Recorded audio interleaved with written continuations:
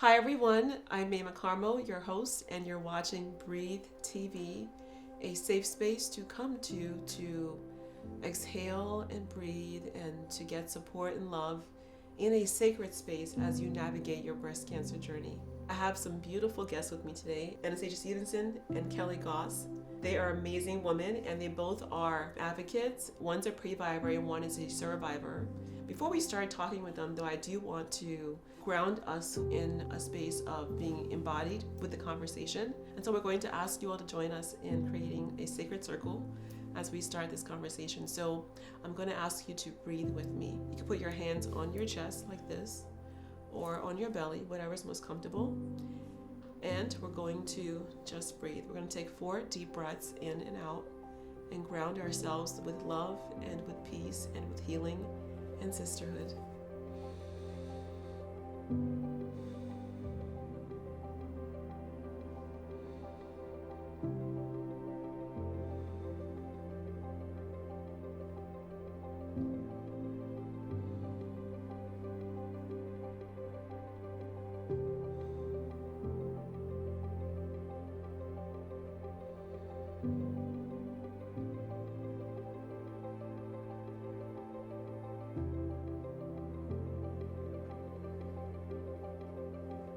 Thank you.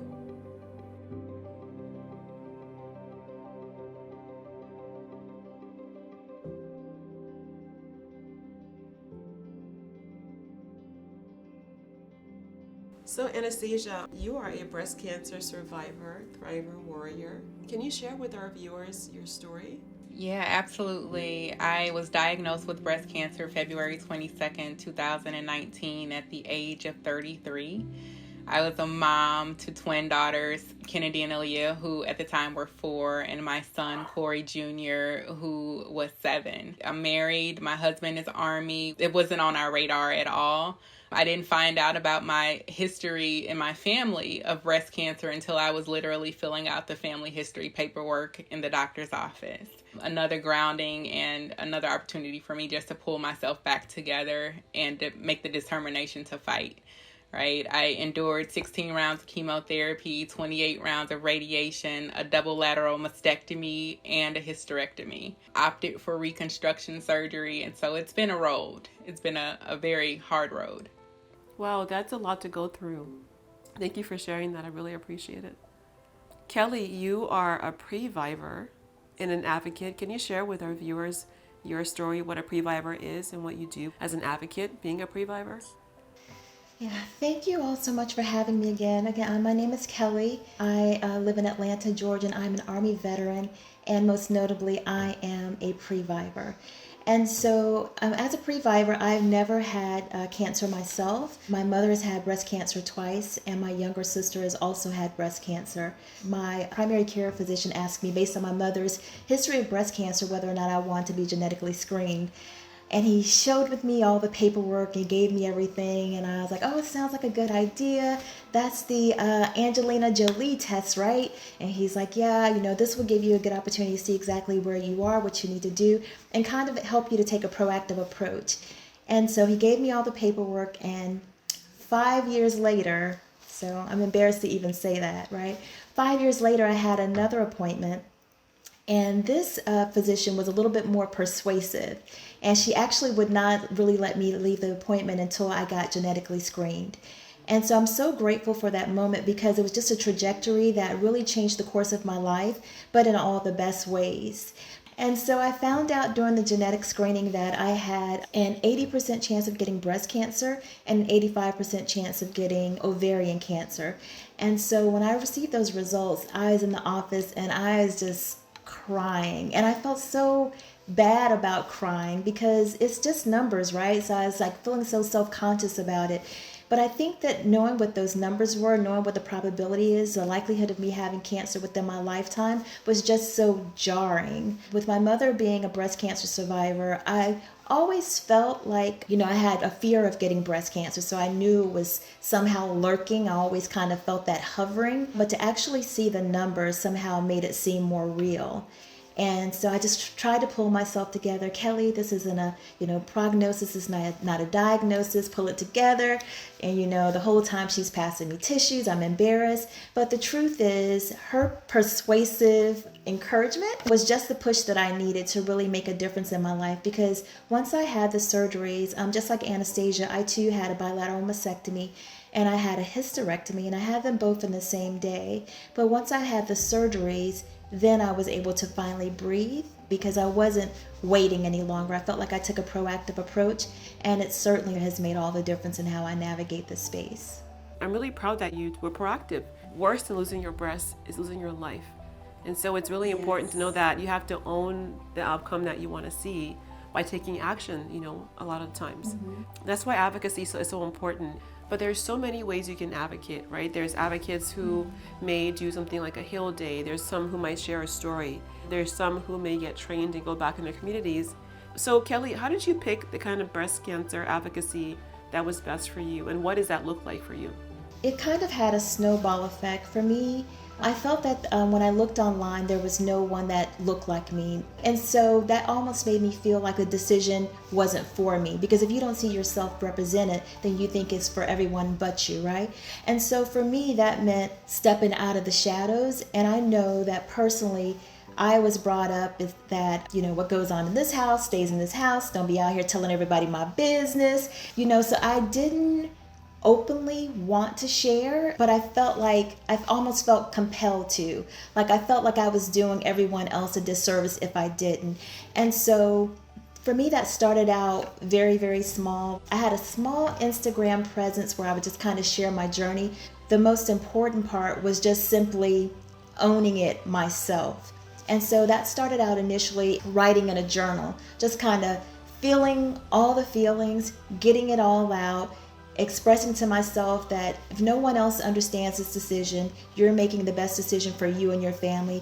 Because to be honest with you all, Anastasia and Maimah, not everyone really agreed with what I was doing.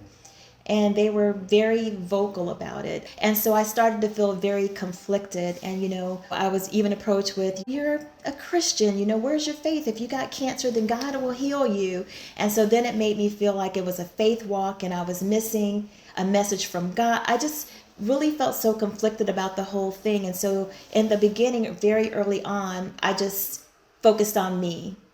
I focused on advocating for myself. And that turned into a larger audience because I felt like I couldn't keep quiet. It almost became like, it's just bubbling up inside of me, and I didn't want anyone else to feel the same way. So that's how it started, and started out initially with the blog, spilled over into Instagram, and now I'm a Tigerlily advocate, and I'm just really excited to share my story because I really feel like there are people that look like me that are wondering whether or not it's a good decision for them. And maybe the surgeries aren't a good decision, right, for them, right? But it was the best decision for me because people seem to think that the surgeries were extreme. They may be for someone else, but for me, it just seemed like the best decision. But even if you don't get the surgeries like I did, actually genetically screening is what I advocate for, because if you are genetically screened, then you know the probability and the likelihood, and that information arms you with enough to kind of be dangerous, right? Because you get seen more by your doctor, you get surveillance, and that in itself helps. You get ahead of it and allows you to be more proactive. And I think that that's what a lot of us are missing. Like me, like I've lived most of my life waiting for cancer to show up, but at least with the genetic screening, it allows you to be in a more proactive position. So that's what I advocate for. That's what I think is most important. The surgeries may not be for everyone, but genetic screening certainly is. Yeah, you said so many things that were so powerful, right? I mean, you talked about making a decision that's right for you. And as you said, you began to share your story with your family at first, and there were objections. And, you can pray to God and God can give you, but God also made medicine. He made us to know how to take care of our bodies, so that you can't just sit there and pray and then not eat healthy, not exercise, Yes. drink stuff, whatever you want, like terrible things, and eat terrible food, and then lay in the bed and say, well, God's going to heal me. You have to take action, right? Yes. Faith without works is dead. Yes. You took the words out of my mouth. Exactly. Anastasia, when you first learned you had breast cancer and were diagnosed, how did you find your voice in the advocacy space? Yeah, it absolutely took a while. It took me to accept what was happening and then determine what I would do with it. I knew having daughters, it was going to be essential for me to do something to activate, to help them understand, to help other young women understand that our bodies are our own and it's our responsibility to take matters into our own hands. And in order to do that, somebody had to make the first step, right? And just say something that needs to be said. You never know how it's going to land. I think in finding my voice, I found out that, with our faith, God gives us an opportunity to provide a testimony after our test, right? And sometimes during our test. And so it was that conversations with a lot of women who had already endured, had been through, won the battle, and then some of the folks that we lost along the way, right? I think another pivotal moment was coming to the Tigerlily conference in San Antonio before the world was shut down, right? Being with those women and hearing their stories, it was like a must. You have to do something. You have to activate. You have to educate.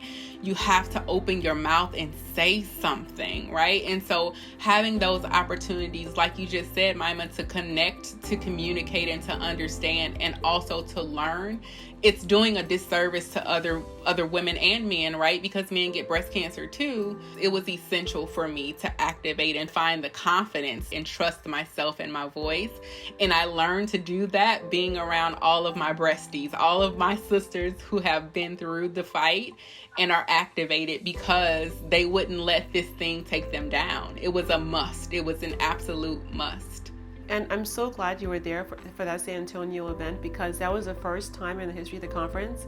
And they're I think they're 30, 40 year plus conference that they'd ever had that number of Black women together. Remember we walked in the center, we were singing We Are Family and dancing in the entryway, and people were just shook seeing all these beautiful Black women representing, Now that you're more sophisticated and mature advocates, what would you tell somebody who's just starting out? Because some people get overwhelmed. This is too much. So what would you tell someone who wants to get involved in advocacy about how to start and how to balance that with their life, their work, and their healing process? Yeah, I think I would say, probably three things. One, your voice matters. It's important that we get the confidence around our voice and how, no matter who we are or where we come from, our voice actually matters. The second thing is nobody knows it all day one, right? We have to make a choice to educate, to grow, and to be willing to learn. And the third thing is it's just super important that the experience you have isn't wasted, right? It's critical to give back. So those are the three things that I would say, it all matters at the end of the day. No experience is wasted. I really appreciate that. Some patients who don't want to go into advocacy feel like they're judged sometimes or under pressure because there are many of us who are so involved. So, like you said, it's very personal what you want to do. Advocacy could be just making better choices in your life, right? And living your best life. It doesn't have to be on a grand scale. It could be just loving yourself and loving your family and sharing with them, living more intentionally, living more beautifully, living with more purpose and passion. I want to ask Kellie, as you get more involved in advocacy, sometimes you have to really put in place boundaries. I used to feel guilty a lot for having boundaries for myself, but now I know that if I don't take care of myself and fill up my own cup, then I can't pour into other people. So I have really good boundaries for my morning practice, for spiritual practice and prayer, evening for turning down the lights, reading, taking a bath, having some tea. So how do you two put in place boundaries around advocacy and say yes to yourself? You can start first, Kellie. To be honest, I am still learning how to balance everything. I think that what you said is a very, very good idea. I should probably practice more of that. That was my plan, to set time aside, to set dedicated, focused time aside for me, and to really do a good job of prioritizing myself. I was doing really well, guys, but everything that I had planned, and I had a routine, my workout routine, the walking the dog and the making the dinner, I was killing it. And then we moved and everything is just kind of haywire again. But I feel the weight of that, because I feel like when I had a rhythm going, in the Army we call it a battle rhythm, right? When I had my battle rhythm going, I felt better about myself. And now I'm taking on more responsibilities to include setting up the new house, and everything is out of whack, and I feel the weight of that. I would say that I was doing well, but now not so much. I need to definitely get back into the habit of that. Well, life's a flux, Boundaries actually protect us and they help us to be better for others. How are you setting boundaries, Anastasia, in your life around advocacy and also for your self-care and taking care of you? As far as advocacy is concerned, there are days that I can commit and there are days that I will not. I will not give up anything around my children's schedules. If there's a performance or a football game, it's a no-go. I also have boundaries with full-time work, right? You get me from 8 to 5. After that, unless it's critical, it's a no. And then as far as self-care is concerned, because it's so personal, right? And there's no right or wrong for anyone, right? So for me, my self-care Saturdays, right? I lock myself in my bathroom because that is the only room in my house that is my own. And I do, a facial. I take a bath. I light candles. I have music. It's ambiance. And I just take my time. Sometimes it's 30 minutes. Sometimes it's 4 hours, right? It's whatever feels good for me. And that's me filling my cup so that I can pour from my saucer. I love that. I do self-care Sundays. And it's funny. When I do that, I'll get up and I'll meditate for hours. Just lay in bed and play meditations and do yoga after that and run a nice warm bath and put essential oils in the bathtub and just play music and just lay there. And it's so good to take care of your body. I love your book that you wrote. It's called The Evolution of Me, Anastasia, From Trial to Triumph Through Breast Cancer. Tell me about the first book and then your son's book and how cool it was to collaborate with your baby on a book. Oh my goodness, this is gonna make me cry. The Evolution of Me is a really raw rendition of my journey, right? And to just believe that everybody's journey is their own. But I think the evolution goes through sisterhood. It goes through marriage. It talks about all the things that nobody talks about, right? Accepting my body with my scars. Having my husband love me from 100 pounds to 160, right? That chemo and all the things that happen. How important family and sisterhood are, and all of those things and everything that comes with that. Maybe I want to talk to you today. Maybe I don't. Sometimes the blinds are closed, right? But it is truly a very raw story. But I think the behind the scenes of all that is when I was diagnosed, my marriage was rocky. I didn't have a great relationship with my siblings. And I was just kind of at probably what I would call a pit of depression. And then cancer came. And it is absolutely the vehicle that ended up saving my marriage. How crazy is that, right? But the evolution kind of goes through all of those things. And then Corey saw me writing a book and said he wanted to write one too. And I kind of pushed it along because, Kellie, like you said earlier, there's not a lot of us in some of the books and the things that we get when we get on our cancer journeys. And so it was important for him to have his voice out. This was also a way for him to get his feelings out, and this was his outlet in sharing, his experience, but also he was represented, right? There, he's a Black boy that his mom is enduring a very hard time, and how he helped and stood up for me. There's a story in the evolution of Corey calling the ambulance for me. At 7 years old, it scared him to death, but he saved my life, right? And it's a story that had to be told. So collaborating with him, having him tell me what the pictures in his book needed to look like. He was my boss for a little while. It was awesome. It was awesome. I wouldn't take anything for it. And it was also an opportunity for him to learn public speaking, because we've done Fox 2 here in St. Louis. He's done interviews about his book, and it is just so cool to see him grow. It's just beautiful, really, for so many reasons. He learned to love you even more deeply. He was proud of you enough to share your story. He was just one of your caregivers. He's learning compassion. He's learning vulnerability. He's learning the importance of connection, that mommy is a person too, not just his mom, but you're a person that needs something as well. He's learning selflessness. He's learning the importance of representation. Those things are just things that are immeasurable, right? That you've exposed him to, and that's a testament to you as a mother as well. A lot of Black women don't know that Black women face high disparities, and I talk about this a lot because it's really important. It's always been important, but now we're talking about it more and more because it's even more heightened. That Black women have a 40% higher death rate than their white counterparts. We have to change those statistics. I want to talk about the positive part of this, which is how by you all being educated and empowered advocates, you're now able to address and create change in your communities. Can you share with me, Kellie, and then Anastasia, how you're working to end or lower barriers to care and increase health equity in your community? I think that the first thing that we have to do is to give ourselves grace, right? So I think that first it starts with us. The reason why I think that the numbers are so high is because Black women often don't take the time to take care of ourselves. That's why what you guys are saying about self-care and taking aside this times and prioritizing, all of that stuff is so important, but it's stuff that we rarely do, a lot of times. So that's the first thing, is prioritizing ourselves. And then the second thing I think is knowing that your voice matters. In terms of health equity, we know our bodies better than anyone else, right? And so the first thing is that if something doesn't look right, sound right, feel right, we have to be able to speak up and speak out.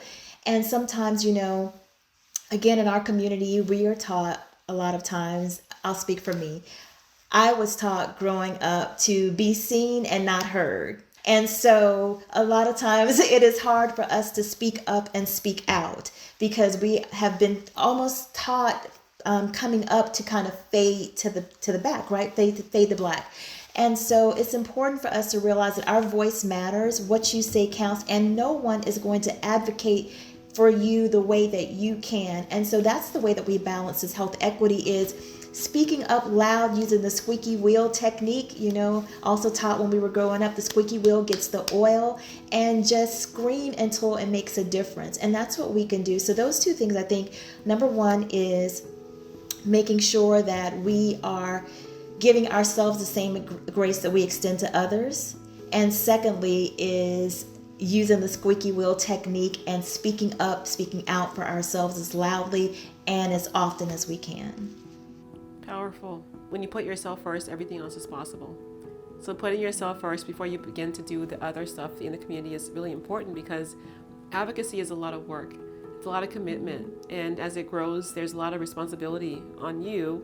So just that self-care is so important and intrinsic to being successful. It's so critically important. As you're working to first pour into your own cup and take care of yourself, that enables you to have the strength to do what you want to do in your community. And that community extends to the healthcare system, which, as you know, has a need for a great overhaul in many different ways. Anastasia, are you in any way involved in advocating to create change in healthcare systems? Well, not in healthcare systems in its entirety, but I do have the privilege and the honor of working with a company that is a part of the healthcare system. And in such, we are doing a lot of work around social determinants of health, which is one of the things I kind of put my hand up and said, yes, please, I want to be involved. I know about so much in this space, and so it's important for me to activate and use my voice here. And I think in doing that research with the organization, as well as the research that I've been able to bring back from our foundations, right, Tigerlily, Pink Angels foundations here in St. Louis, is the divides within certain neighborhoods. What access is available? How are we getting these people who have identified an issue to the doctor, right? And understanding that they may not understand the words that are coming from the doctor. So how do we support those folks in the doctor's offices, right? And so having the ability to contribute to projects and initiatives, right, that are totally focused on the social determinants of health and getting access, education, and all of those tools out to the right people in the right neighborhoods, right? Because we know that in the urban cities, or where we have a very dense population of African American or people of color, they don't have access to the hospitals, right? They don't have transportation to the hospitals. How do we remedy that? We need to have people coming in talking about breast health. We need to have people coming in talking about the right foods to eat and what we need to do in that perspective to get food into homes where there are people that don't have the right income to be able to support healthy living, healthy choices, right? And so activating in those ways in my community is what I've been doing as on my full-time job, as well as as a community advocate. You two are so vocal about what you're doing, and I have to say though, when you first begin using your voice, it can be really scary because you're putting yourself out there. So for somebody who's watching this right now, who's like, I want to share my story and I want to get my voice out there and make a difference, but I'm scared to do that. What kind of advice would you two give them? I would say it doesn't have to be perfect for you to open your mouth and say something, right? I think we get caught up so many times, though, I'm not this polished or I don't have this particular background. It does not matter. You have a social media platform, therefore use it.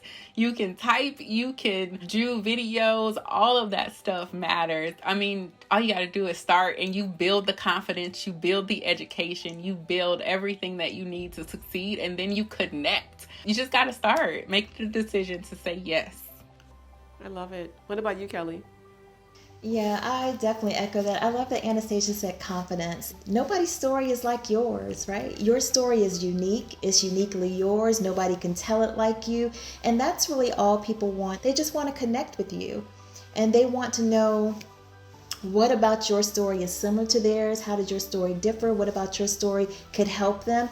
And that just requires you being you. You don't need anything extra to do that. I know for me initially it was really difficult because I've never had cancer. So as a Previvor, you're a part of the cancer community, but you're kind of like, you've never had cancer. So it's a little bit difficult for people to really understand, and people don't really even understand what a Previvor is. They know what a survivor is, a thriver, they understand that, but a Previvor, that still requires a level of understanding from a lot of people, right? And you're talking about cancer, but you never had cancer, so it requires a lot of confidence, but not confidence in knowing all the things, but I have enough confidence to share my story. And that is all anyone needs, right? Is just to be willing to share your story in the hopes, the small hope that it can help others. Beautifully said. What part of advocacy do you enjoy the most, Anastasia? I think the connection. There's always a person or two that either relates or that can feel my passion for what I'm talking about. And that connection is awesome. There's also the aspect of there's a possibility that something that I say may help someone else. And that's the blessing and the testimony. It's priceless. What is your one word in how advocacy has changed your life? Anastasia? Empowered. Empowered. Thank you. Kellie? Purpose. Purpose. I would say my word in the moment as I'm watching both of you is inspired. You both inspire me. It's just inspiring people using their pain for purpose and using their story, to make a difference. So you don't have to wait to have cancer to help other people. You can help even if you haven't had breast cancer. You can still use your voice as a Previvor or as someone who's a human that wants to make a difference for other people. I just really thank you both for being advocates for all you do in the community. You are valued. You are a gem to us. People need you. Your voices are so important for women everywhere and Black community. And so never stop, okay? Keep being you. To all of our viewers who joined us for this beautiful episode about advocacy and the power of community, I hope you were, as always, as inspired as I am by watching these amazing women share their stories and just share how they're making a difference in the world. And the first thing you do if you want to make a difference in the world is just start. Nobody ever starts off knowing everything, but take one step at a time and use your voice, follow your heart, and make an impact. If you help one person, you've made a difference, and that's enough. You can start slow, you can start small, but each act ripples and grows and makes a difference in the world. So just take that one step and you can start today. Thanks so much for joining us, and bye for now.